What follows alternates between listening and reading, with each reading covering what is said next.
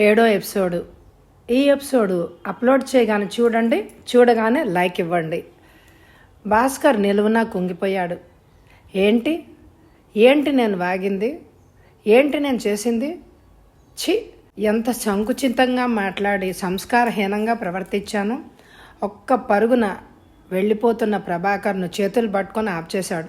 ప్రభా, నన్ను క్షమించరా, ఎడాపెడా వాయించు, కానీ ఈ స్నేహాన్ని అంతం చేయకు. నన్ను, నా వాగుడును మన్నించి నా మాట విను. నాకు నీ మీద ఏం కోపం లేదు భాస్కర్.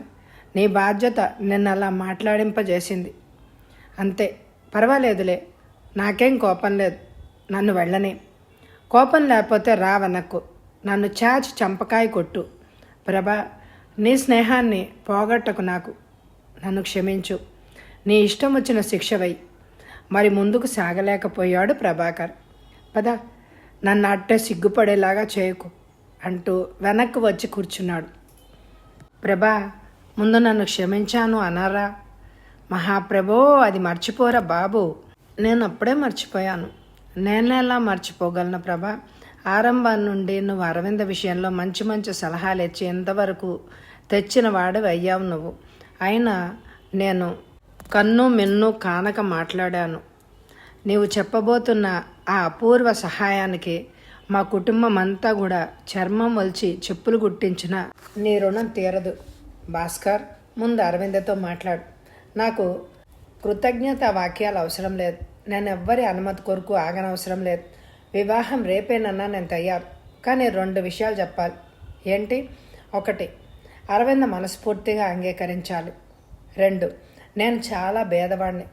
ఈ చదువు మనసు మినహా నా వద్ద ఏం లేవు. అరవిందను అందలం ఎక్కిస్తాను, పూలతో పూజిస్తాను అని చెప్పలేను, కానీ నిండు మనసుతో ఆదరించి గౌరవించి ప్రేమించగలను.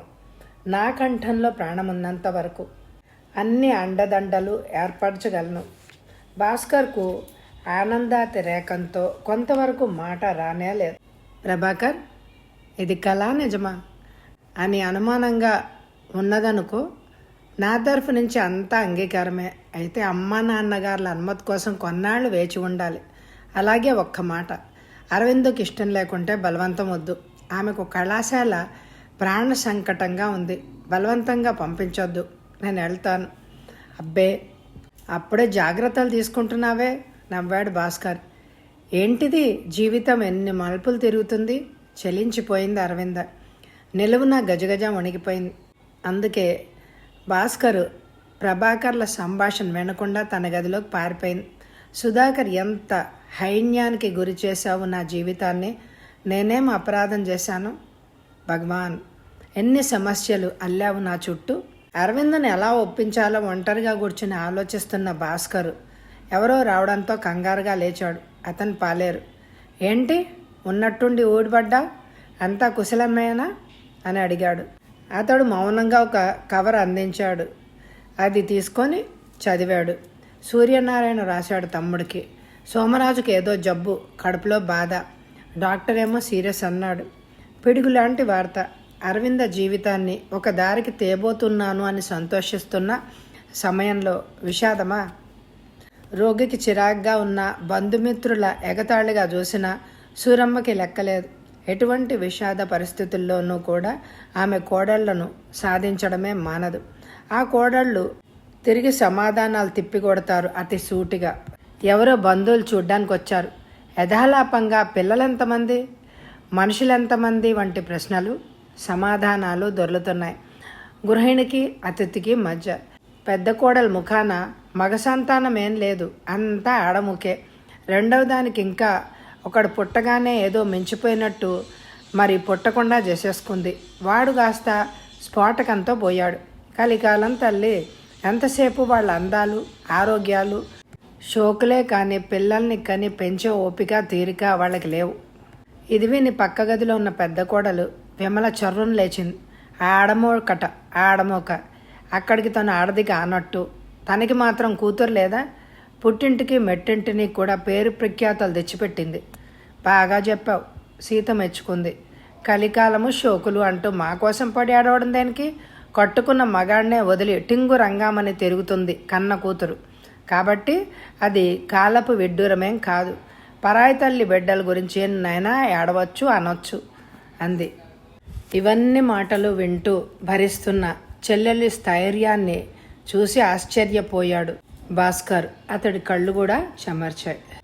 మర్నాడు ఉదయం సోమరాజు కొడుకులను దగ్గరగా పిలిచి అన్నాడు, ధైర్యంగా ఉండండారా అబ్బాయిలు, ఇక నాకు ఆశ లేదు, ఇవాళో రేపు అనిపిస్తోంది. అటువంటి మాటలు వద్దు నాన్న, తగ్గిపోతుంది. భాస్కర్ దుఃఖాన్ని ఆపుకుంటూ అన్నాడు. సూర్యనారాయణ మోహన్ రావులు స్త్రీలలాగా ఒక్కసారి బావురమన్నారు. నాన్న, మాకు కూడా గుండెలు బద్దలవుతున్నాయంటూ. వద్దు, ఏడవకండి. ఏంటి లాభం? నలుగురు పెద్ద మనుషులను పిలవండి. నాకు తెలివి ఉండగానే అందరి ముందు పంపకాలు జరిగిపోతాయి. అది నాకు నిశ్చింత. దానికేం లే నాన్న, మాట వరుస కన్నాడే గాని సూర్యనారాయణ అతడి ముఖం విప్పారింది పంపకాల సంగతి వినగానే. నాన్నగారు చెప్పింది నిజమేలే. ఆయన చేతిలోనే మనకు వేరువేరు పాటలు. ఆయనకు నిశ్చింత. అందుకేనా మనం అంగీకరించాలి. ఎదుటివారిని ఉద్ధరిస్తున్నట్టుగా ఉన్నది మోహన్ రావు ధోరణి. భాస్కర్ కోపమంతా అణుచుకుంటూ మౌనంగా కూర్చున్నాడు. అన్నదమ్ములిద్దరూ అక్కడి నుంచి నిష్క్రమించాక గది తలుపులు గడియబేసి వచ్చి తండ్రి దగ్గర కూర్చున్నాడు. ఏంటి, నాకేమైనా చెప్పాలా? ఆదరంగా కూర్చున్న కొడుకు చేయిని పట్టుకుని అన్నారు సోమరాజు. నీ వివాహం కాలేదు, అది కూడా అయిపోతే నాకు నిశ్చింతగా ఉండేది. శాంతిగా వదిలేవాడిని ప్రాణం. చటుక్కున్న తలెత్తాడు భాస్కర్. నాన్న, నేను ఆడపిల్లను గాను, మీరు విచారించకండి. మగాడికేంటి, ఆడపిల్లకేంటి? ఆడపిల్ల అరవింద విషయంలో ఏం ఆలోచించారు మీరు? మనం ఏం ఆలోచించగలం? ఇక దాని కర్మకు. మీరు ముగ్గురు అరవిందను నేను లేని లోటు కనిపించకుండా ఆదుకోవాలి. అణుచుకుంటున్న భాస్కర్ మాట్లాడలేదు. మాట్లాడవేంటి భాస్కర్? భర్త లేనే లేడు, ఇక నేను ఉండను. అరవింద నన్ను దడుచుకుని ఏడ్చేటట్టుగా ఎప్పుడు ప్రవర్తించకు భాస్కర్. కనీసం నువ్వైనా అరవిందను ప్రేమగా చూస్తావు, అదే నాకు తృప్తి. నాకు పెళ్ళైతే నేను కూడా అన్నయ్యలాగే మారిపోతానేమో. అప్పుడు మగవాళ్ల పంపకాల కోసం, ఆస్తి పాస్తుల కోసం ఇంతగా ఆలోచించే మీరు అనాథలైన ఆడపిల్లల కోసం ఇంకొంచెం ఆలోచించలేరా? ఏమో ఆలోచించాం. ఇంకా చదివించమన్నావు, చదివిస్తున్నాం. ఇంకేం చేయగలం? కర్మ, దాని బతుకు అలా తెల్లారింది. అలా నీరసంగా తీరిపోయేది కాదు నాన్న. ఎవరో చేస్తారు అనే భరోసా ఏమీ లేదు. మీరు అమ్మ ఉండి ఏం చేయగలుగుతున్నారు? అరవిందన్ అందరూ సూటి పోటీ మాటలతో విరుస్తుంటే ఏం చేయను? దాని కర్మ, నా కర్మ. వృద్ధుడు కన్నీళ్లు పెట్టుకున్నాడు. తల్లిదండ్రుల ఇల్లు, అత్తమామల ఇల్లు, అన్నా వదినల ఇల్లు ఏదైనా స్త్రీకి పరాయిల్లే. వాళ్ళ అధికారాల మీద, వాళ్ళ దయా దాక్షిణ్యాలతో బ్రతకవలసిందే.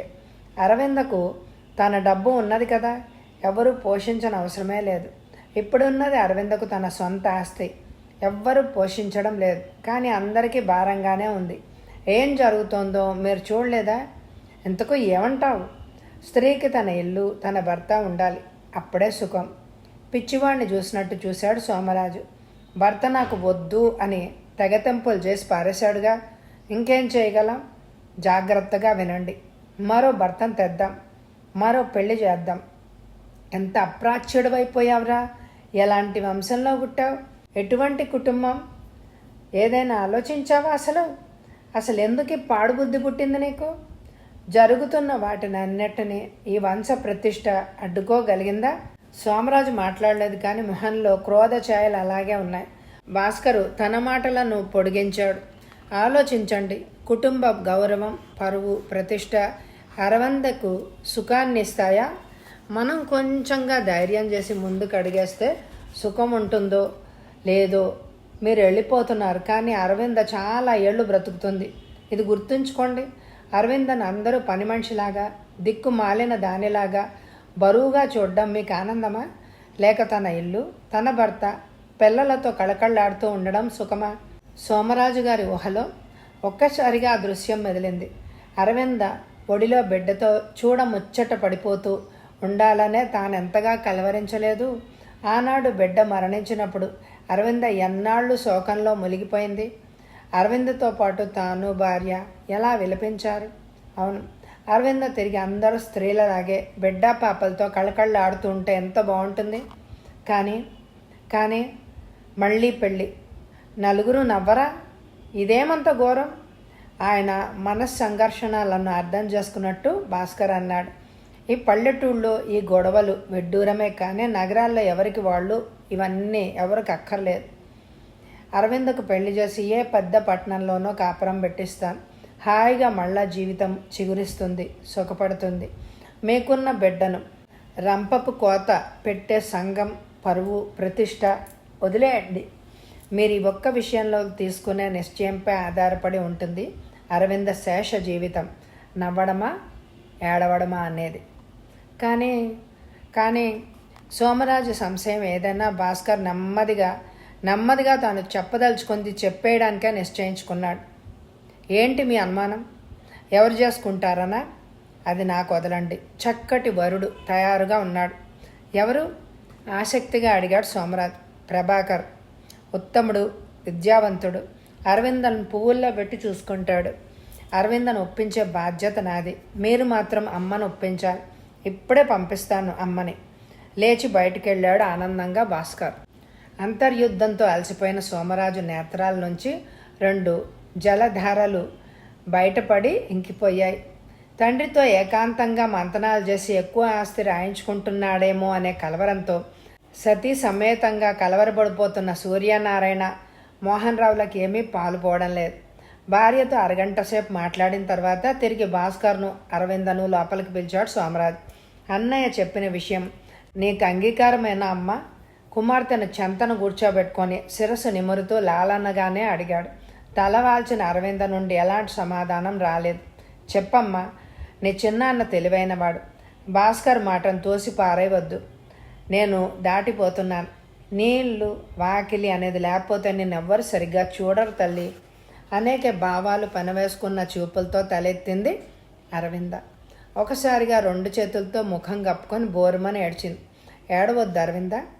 భాస్కర్ అరవిందను స్వాంతనపరచడానికి ప్రయత్నిస్తూ అన్నాడు. బ్రతికినంతకాలం ఏడవడానికి వ్యవధి ఉంది.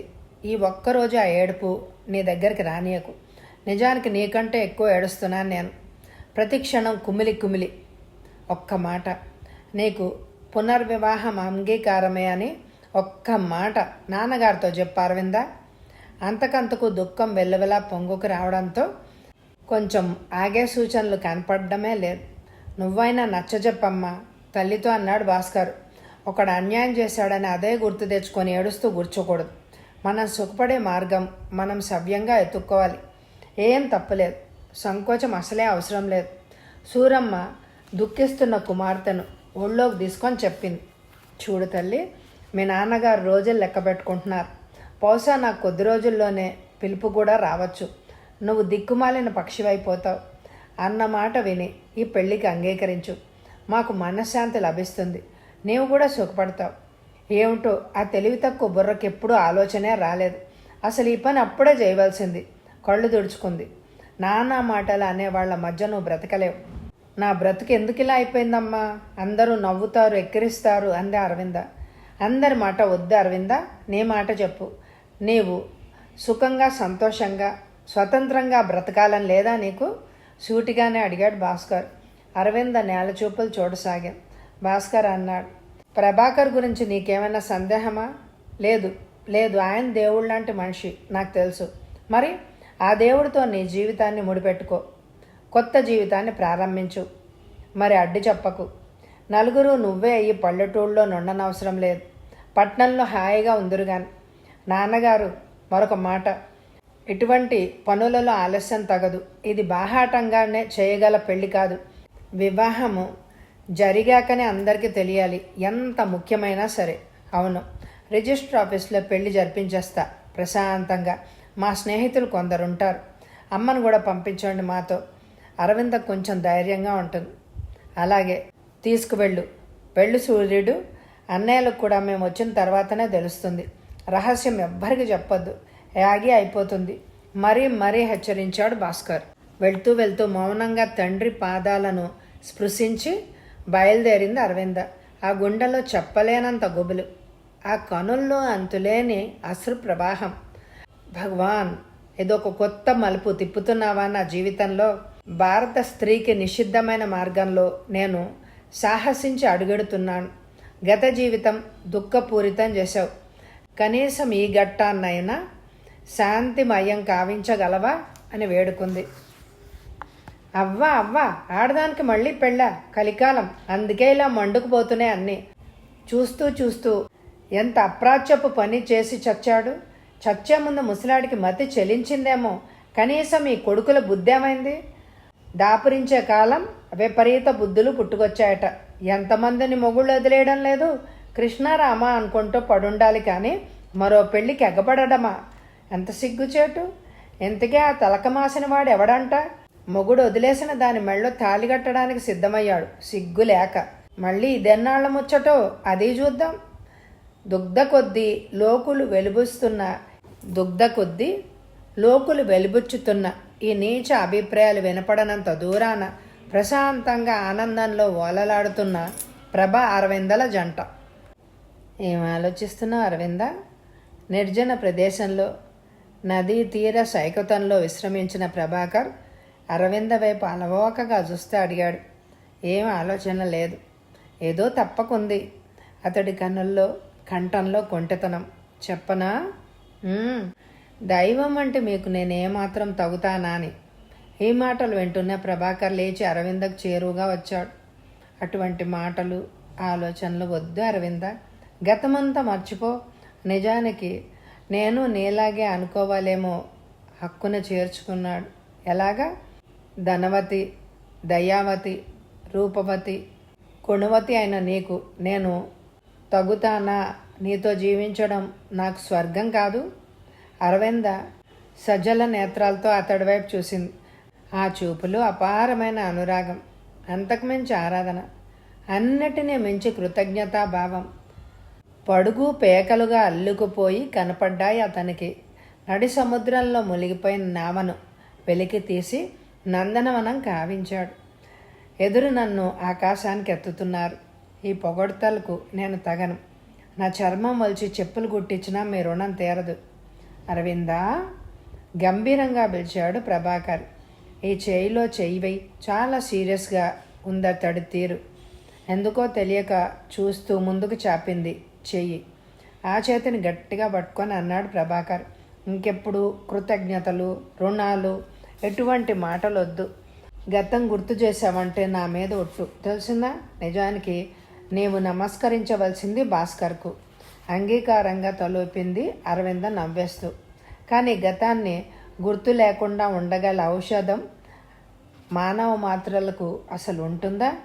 భాస్కర్కు స్నేహితుడైన ప్రభాకర్ చాలా ఉత్తముడే అనే అనుకుంది. కానీ అతడు అంతటి మహోన్నతుడని కానీ ఈ పునర్వివాహం వల్ల తాను సుఖపడగలనని కానీ ఏమాత్రం భావించలేదు అరవింద.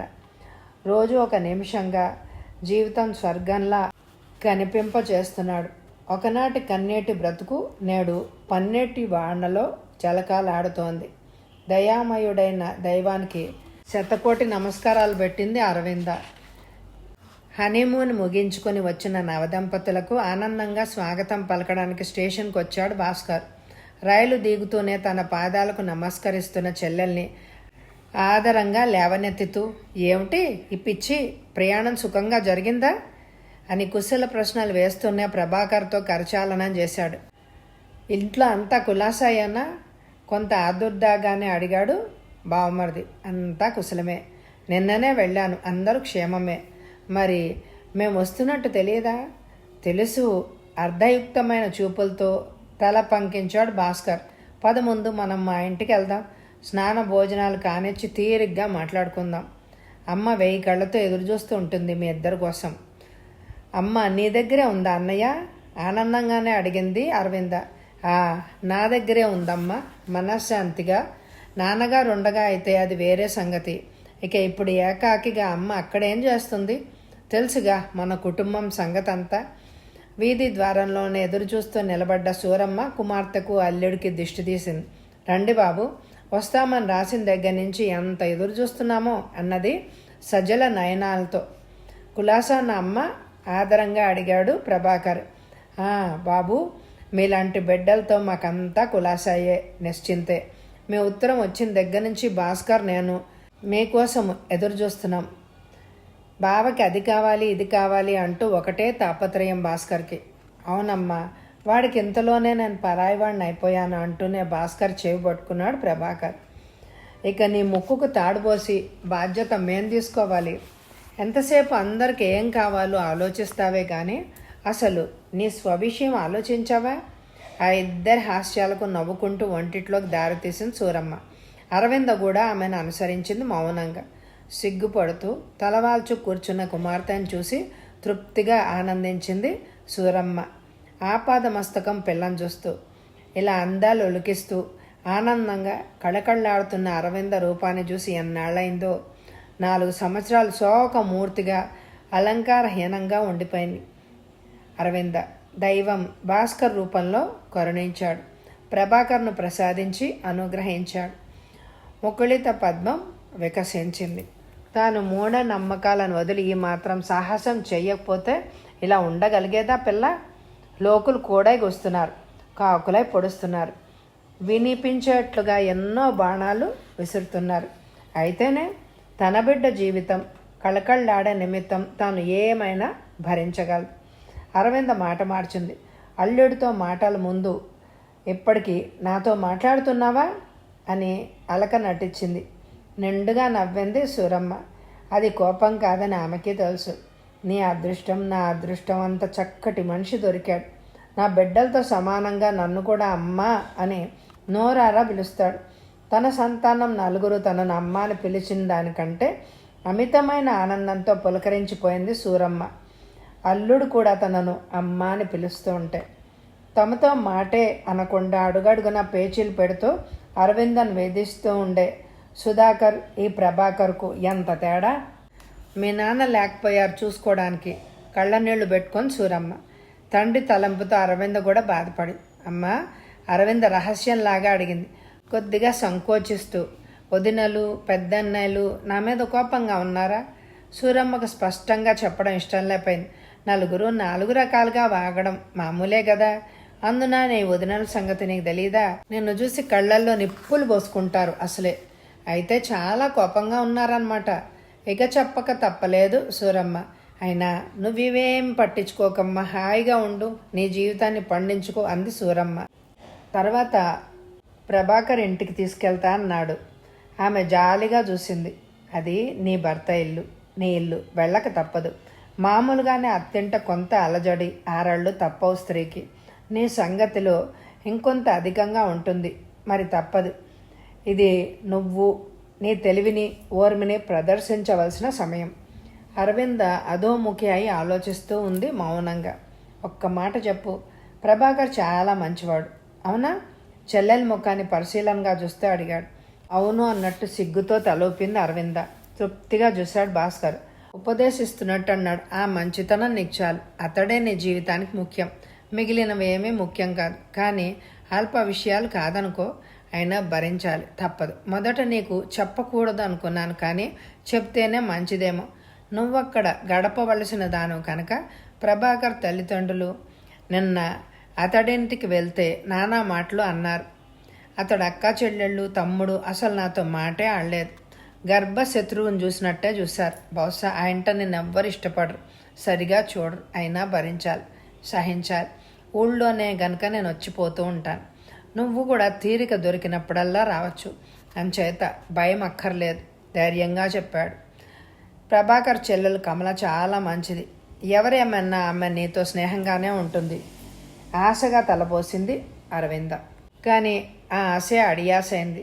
అవాంఛనీయులు ఏ తెంచినట్టుగా ప్రభాకర్ అరవిందల ముఖం చూడడం ఇష్టం లేనట్టు ఎవ్వరూ ఎదురు రాలేదు సరికదా.